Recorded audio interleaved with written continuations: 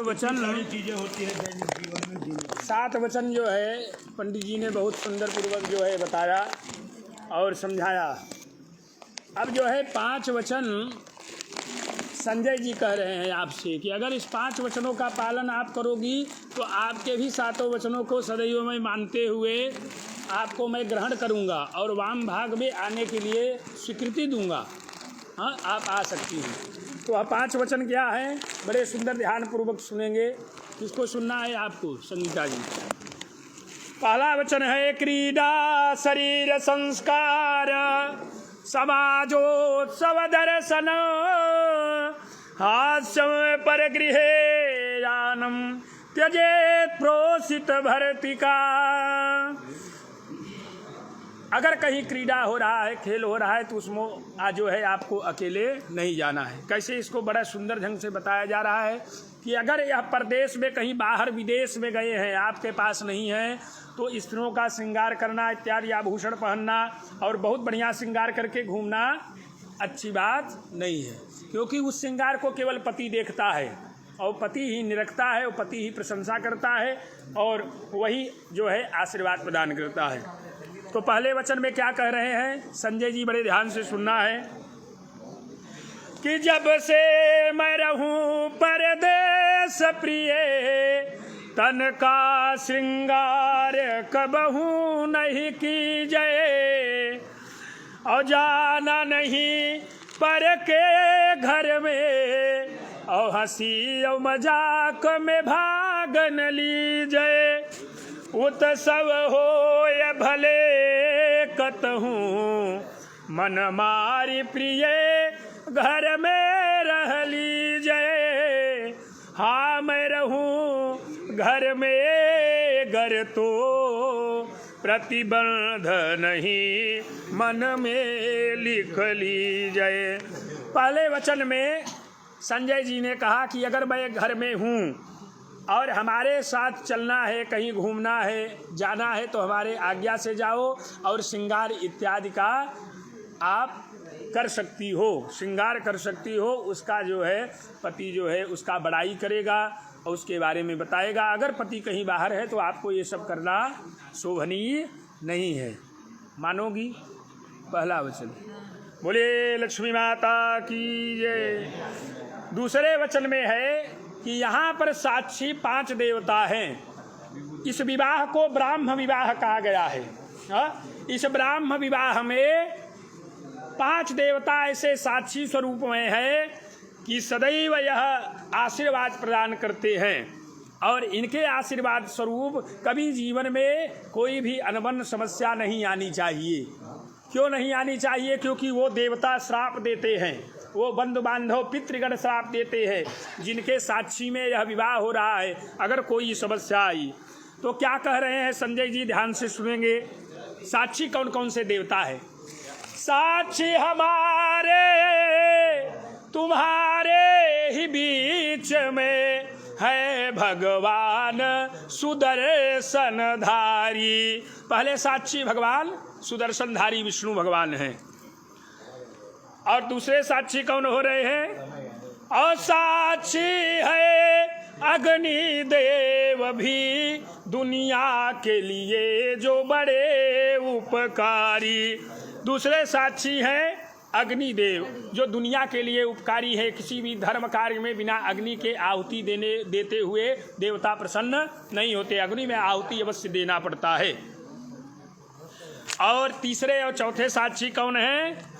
अरे माँ तो पिता गुरु बंधु है साक्षी और साक्षी है ब्राह्मण वेद पुजारी। दोनों तरफ के माता पिता गुरु बंधु बांधव जो जुटे हुए हैं और दोनों तरफ के ब्राह्मण देवता जो विवाह संपन्न करा रहे हैं। तो ऐसे 4 साक्षी हो गए। 5वें साक्षी कौन है? पंचम साक्षी है ध्रुव जी जब हो रही शादी हमारी तुम्हारी। 5वें साक्षी ध्रुव तारा है, जो आकाश मंडल में ध्रुव तारा को भगवान विष्णु ने आशीर्वाद दिया है कि सदा अमर बन करके आकाश लोक में आप जगमगाते रहो और आशीर्वाद प्रदान करते रहो। यह 5 लोगों के साक्षी के बीच में आप लोगों का ब्राह्म विवाह संपन्न होने जा रहा है। अभी संपन्न नहीं हुआ है, हाँ? जब तक सिंदूर दान नहीं होता तब तक विवाह संपन्न नहीं होता। इसीलिए अभी सभी शिक्षाप्रद बातें बताई जा रही हैं।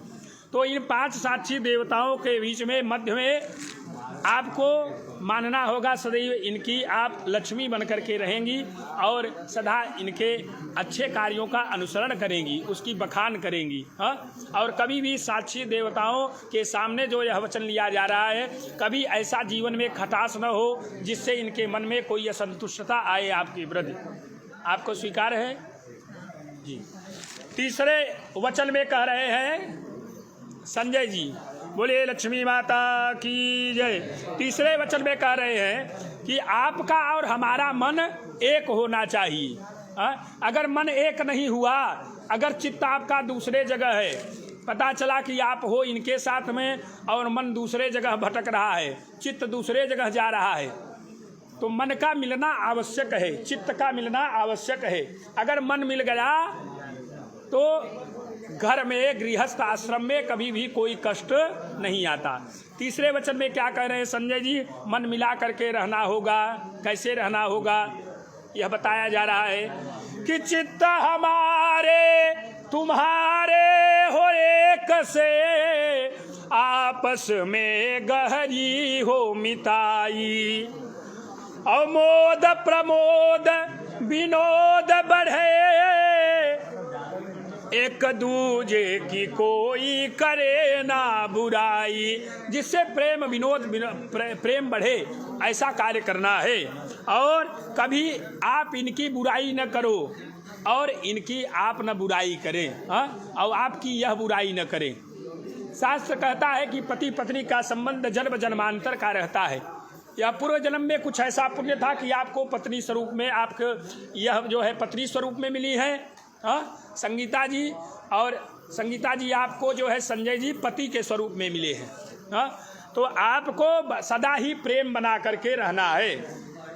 क्या और क्या कह रहे हैं कि वाद विवाद न हो ये कभी, एक दूजे की कोई करे ना बुराई, और प्रेम के बंधन में ही भलाई, धर्म पति व्रत पालो प्रिय, उसमें ही सदा है तुम्हारी बड़ाई।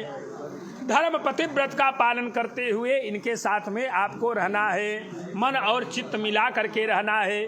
कोई दूसरा आपके जीवन में आ जाए, कोई भी अन्यत्र कोई भी कुछ कह रहा है कि संजय जी ऐसे हैं, संजय जी वहाँ गए थे, मिले थे, हाँ? इनकी कोई कंपनी की ही सेक्रेटरी है, कोई लेडीज है, या कोई रास्ते में मिल रही है, कोई काम करने वाली है, हाँ? तो इनका जो है वहाँ पर अलग संबंध है, लेकिन आपसे कोई कह दिया कि नहीं इनका वहाँ से जो है अच्छा संबंध नहीं है, तो दूसरे का कान का सुना हुआ कोई बात आपको जीवन में नहीं मानना है। आप अपने कानों से, अपने आँखों से जो सत्यता देखो उसको आप मानो, अपने कानों से जो सुनो, हाँ? जो आपका इनका वार्तालाप हो उसको आप मानो। जीवन में कभी भी एक दूसरे की बुराई, किसी की चुगली, ये सब करना अशोभनीय, शास्त्र कहता है कि अशोभनीय है। आपको स्वीकार है? चौथे वचन में कह रहे हैं, क्या कह रहे हैं? बड़ा ही सुंदर वचन है। इनका आदेश है कि आप अपने माता पिता को छोड़ करके आ रही हो, तो आपको यहाँ पर माता पिता मिल रहे हैं तो इनका अनादर कभी न हो, इनका आदर हो और इनको माता पिता मानो। और आप अपने माता पिता या घर परिवार से संबंध रखो, लेकिन इतना भी ऐसा संबंध मत रखो। एक कथा आती है माता सती की कथा। भगवान भोलेनाथ जी ने बहुत बार बार मना किया कि आपके पिता ने नहीं बुलाया है, उस यज्ञ में मत जाओ। आप लोगों ने कभी सुना होगा तो इस कथा को सुना होगा। तो पति को बार बार भोलेनाथ को कहने के बाद भी माता जो सती थी वह अपने पिता के घर बिना बुलाए चली गई, हाँ? तो वहाँ पर क्या हुआ? माता सती को उसका भोग दंड मिला। क्या भोग दंड मिला? माता सती ने देखा कि उनके पति का स्थान नहीं है वहाँ पर, उनके पति का अनादर हुआ, तो उनको सहन नहीं हुआ और वह अपने शरीर को जला दी यज्ञ में।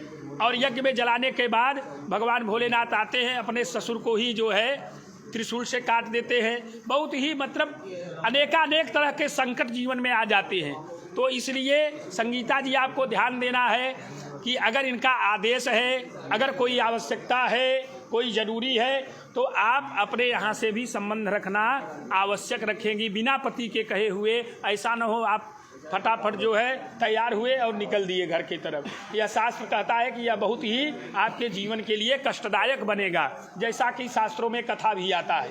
हाँ, तो क्या कह रहे हैं कि आदेश हमार यही है प्रिय, मेरे मातु पिता की करो सेवकाई, सुख शांति मिले परिवार में जैसे, सदैव वही करना तू पाई। जैसे सुख शांति मिले परिवार में वैसे आपको रहना है। और धर्मपति व्रत पालन वाली, मेरा उपदेश सुनो चितलाई। धर्मपति व्रत पालन वाली, इनका उपदेश सुनो। और क्या करो कि मंडप में जो हुई है प्रतिज्ञा, न तुम ठुकराओ न हम ठुकराए। संजय जी कह रहे हैं कि मंडप में जो प्रतिज्ञा हो रही है उसको जीवन में उतारना आवश्यक है। एक संत ने बता दिया कि जल पीने से लाभ है, दूध पीने से दूध में अमृत है, तो उसको जब ग्रहण करेंगे तब अमृत मिलेगा, और उसको केवल अगर आप छोड़ के निकाल दिए तो अमृत मिलने वाला नहीं है। तो जो अमृत तत्व रूपी बातें बताई जा रही है इसको ग्रहण करना है। आपको स्वीकार है, इनके माता पिता का आदर, परिवार को संभालने की आवश्यकता आपको है। चौथे वचन में इन्होंने कहा, बोले लक्ष्मी माता की जय। पांचवें वचन में संजय जी कह रहे हैं, बड़ा सुंदर वचन है कि आपका रहना हर जगह आवश्यक है। क्यों आवश्यक है? शास्त्र कहता है कि बिना पत्नी कथम धर्म आश्रमाणाम प्रवर्तते। बिना पत्नी के कोई भी धर्म कार्य सफल नहीं होता। अगर कोई शुभ कार्य हो रहा है तो आप सदैव इनके साथ में रहोगी। कैसे कह रहे हैं? अरे स्वर्ण कहो या भले ही भवन, पर सोहत नाही बिना वह नारी।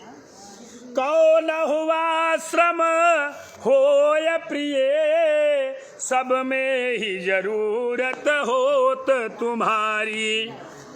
संजय जी कह रहे हैं कि अगर सोने का भी भवन बना दिया जाए और अगर पत्नी नहीं है तो वह सोने का भवन निरर्थक है, उस सोने के भवन का कोई मतलब नहीं है। तो अगर कोई मैं धर्म कार्य कर रहा हूँ, सुंदर कार्य कर रहा हूँ, तीर्थ जा रहा हूँ, व्रत कर रहा हूँ, उपवास कर रहा हूँ, कोई हवन इत्यादि कार्य कर रहा हूँ, तो आप सदा हमारे साथ में रहना।